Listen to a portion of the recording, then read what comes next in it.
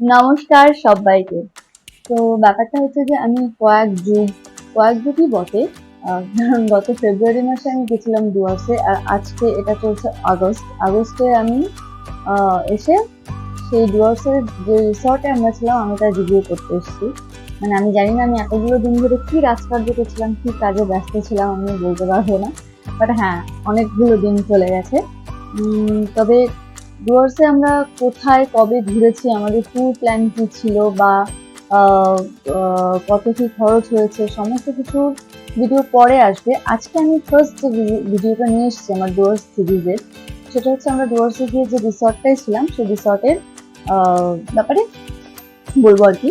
তো ব্যাপারটা হচ্ছে আমরা ফেব্রুয়ারি 24 তারিখ নাগাদ, 24 তারিখে আমরা বাড়ি থেকে বেরিয়েছিলাম, 25 তারিখে আমরা পৌঁছই।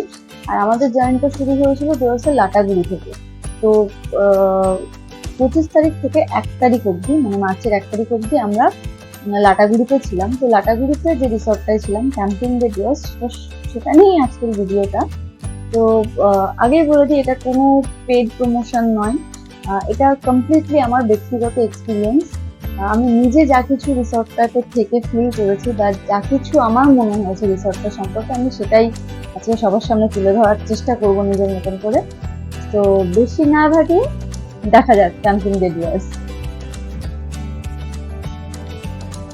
এই হচ্ছে আমাদের রিসর্ট, ক্যাম্পিং ডে ডুয়ার্স।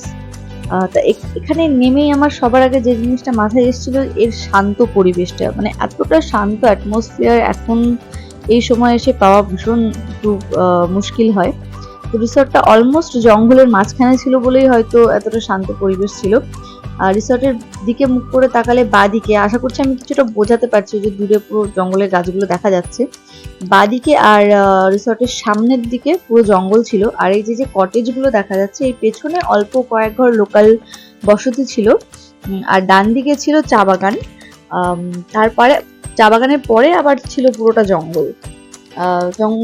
মানে চা বাগানে তখনও শ্রমিকরা কাজ করছিলেন, ওই যে দেখা যাচ্ছিল টুকটাক। তো যাই হোক, রিসর্টে টোটাল 3টে কটেজ ছিল। 3টে কটেজে, প্রত্যেকটা কটেজের 2টো করে রুম।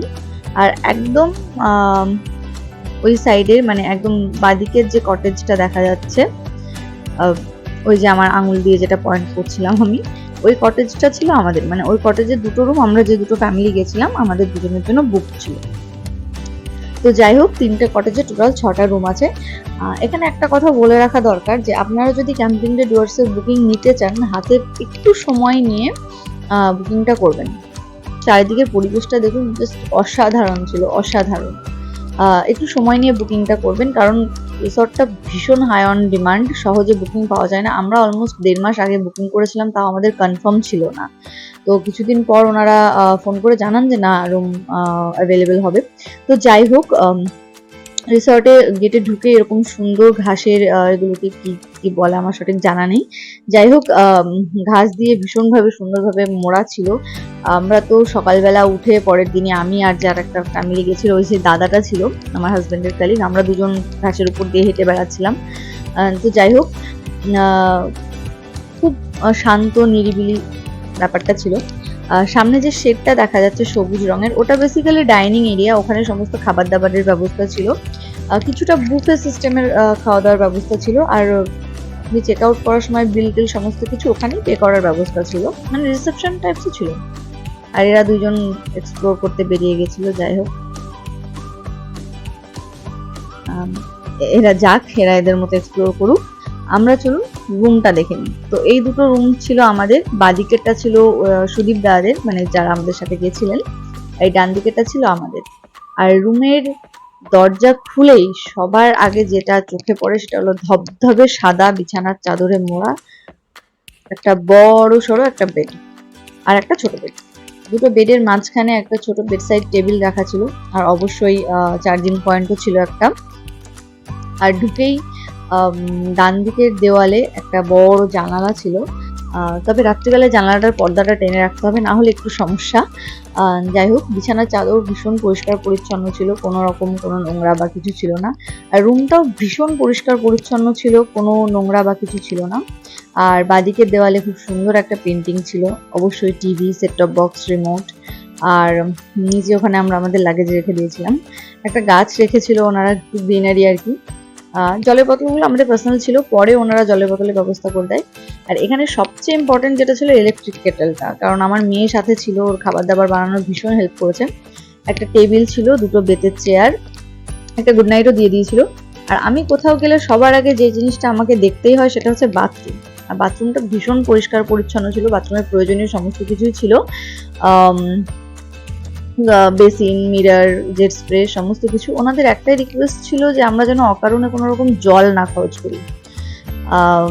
ওই যে আমাকে দেখা যায় কতটা ক্লান্ত লাগছিল ওই সময় জার্নির পর। যাই হোক, ওনাদের একটা রিকোয়েস্ট ছিল আমরা যেন অকারণে জল না খরচ করি, পাহাড়ি অঞ্চলে যেহেতু জলের একটু সমস্যা হয়। আর এই পাশে বড় বেডের সাইডে একটা চার্জিং পয়েন্ট আর একটা অলমোস্ট ফুল ভিউ মিরর ছিল, আমাকে অলমোস্ট পুরোটাই দেখা যাচ্ছিল। আর এই পাশে ছিল একটা কাবার্ডের মধ্যে টোটাল ওনারা 3টে ব্ল্যাঙ্কেট দিয়েছিলেন, যে বাচ্চা রয়েছে যেহেতু বাই চান্স যদি দরকার পড়ে। এক্সট্রা বালিশও দিয়ে দিয়েছিলেন যদি লাগে।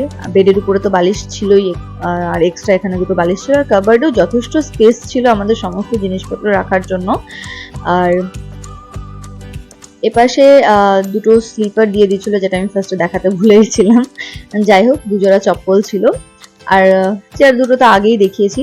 আর রুমটা মানে সবচেয়ে বড় ব্যাপার, রুমটা ভীষণ স্পেসিয়াস ছিল, মানে অনেক বেশ খোলামেলা পরিষ্কার পরিচ্ছন্ন রুম ছিল, আলো বাতাসওয়ালা। আর এই ছিল রুম থেকে আমাদের বাইরের ভিউটা। ডান দিকে যে সবুজ শেডটা দেখা যাচ্ছে ওটা বেসিক্যালি আড্ডা ফাড্ডা মারার জন্য ব্যবস্থা ছিল। আর ওনারা বললে ওনারা রাতে বনফায়ারের ব্যবস্থা করে দিত। আর এই হচ্ছে আমাদের রিসর্টের নাইট ভিউ। হ্যাঁ, যেটা বলছিলাম যে ওনাদেরকে বললে ওনারা বনফায়ারেরও ব্যবস্থা করে দিত।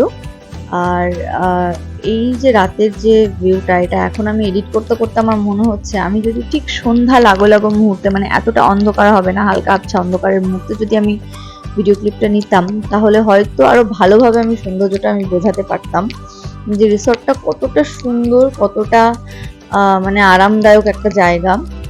আর যারা একটু নীরবতা পছন্দ করে, একটু চুপচাপ থাকতে ভালোবাসে, তারা আশা করছি এই রিসর্টের মানে রাতের এই পরিবেশটা দেখে ভালোভাবে বুঝতে পারছেন যে রিসর্টটা কতটা প্রকৃতির কোলে রয়েছে। চারিপাশে দেখুন কোনো শোরগোল নেই, কোনো আওয়াজ নেই, শুধুমাত্র রিসর্টের আলোগুলোই জ্বলছে, তাও একটা বেশ থমথমে একটা পরিবেশ তৈরি করছে। ভীষণ মানে আমার জন্য তো এটা ভীষণ ভালো ছিল, কারণ আমি একটু নীরবতা পছন্দ করি আমার ডেইলি লাইফের কাগজ থেকে গিয়ে। তো যাই হোক, আমার কাছে তো রিসর্টের অভিজ্ঞতা খুব ভালো ছিল। আর এই ছিল আমার ক্যাম্পিং ডে ডুয়ার্স এর এক্সপিরিয়েন্স। আর আপনারা যারা ক্যাম্পিং ডে ডুয়ার্স এর বুকিং নিচ্ছেন, তারা ডেফিনেটলি আমাকে কমেন্ট সেকশনে জানাবেন যে আপনাদের এক্সপিরিয়েন্স ক্যাম্পিং ডে ডুয়ার্স নিয়ে কেমন ছিল। নিশ্চয়ই জানাবেন। আর আমি ক্যাম্পিং ডে ডুয়ার্স এর কন্ট্যাক্ট ডিটেলস অ্যাড্রেস সমস্ত কিছু ডেসক্রিপশন বক্সে দিয়ে দেবো, ওটা ডেফিনেটলি চেক করে নেবেন। এপাশে দুটো দোলনা ছিল, সেটা তো আমি ফার্স্ট দেখাতে ভুলে গেছিলাম। তো যাই হোক, এদিকে দোলনাও ছিল, আপনারা চাইলে এখানে সন্ধ্যাবেলায় বসতেও পারবেন। তো যেটা বলছিলাম যে সমস্ত ডিটেলস আমি ডেসক্রিপশন বক্সে দিয়ে দেবো, আপনারা প্লিজ চেক করে নেবেন। আর আপনাদের ক্যাম্পিং ডে ডুয়ার্স এর এক্সপিরিয়েন্স কেমন ছিল সেটা অবশ্যই আমাকে জানাবেন। আর ডুয়ার্সে আমাদের ট্যুর প্ল্যান, কত কি খরচা সমস্ত কিছু নিয়ে আমি আমার নেক্সট ভিডিওগুলোতে খুব শিগগিরই আবার চলে আসবো। ততক্ষণ অবধি আপনারা ভালো থাকুন, সুস্থ থাকুন আর বিন্দাস ঘুরতে থাকুন।